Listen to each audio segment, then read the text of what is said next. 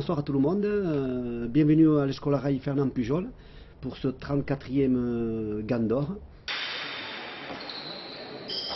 Bueno, para mí es un orgullo poder jugar una pareja de mi empresa en la final del Guante de Oro. Es un torneo más prestigioso del verano y quizás del año, ¿no? Sin duda alguna. Y bueno, ya hemos jugado ya unas cuantas finales, pero creo que esta final es muy especial. Sin duda es la final de más nivel de los últimos años. Siempre el Guante de Oro tiene gran nivel, pero este año yo creo que el nivel es altísimo.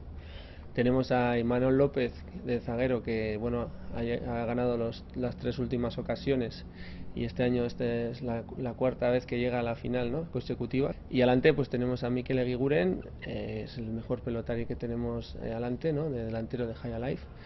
Está en un gran momento. El año pasado ganó el Masters aquí en Biarritz y ganó también torneos como el Citrus en Orlando, y bueno, llega en buen momento, están muy bien preparados, son grandes amigos Mikel y Manol, y yo creo que van a tener muy difícil los contrarios para ganarles. Goicoechea et Embil, qui sont champions du monde en titre, et que je sache, ils n'ont jamais été battus ensemble. Donc nous allons voir aujourd'hui s'ils vont garder cette invincibilité.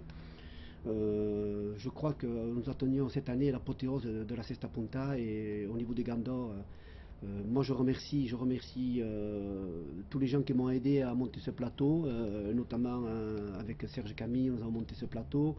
Remercier les partenaires, parce que sans les partenaires, c'est pas possible de faire unir tous ces grands joueurs. Merci à vous, le public, d'être présent.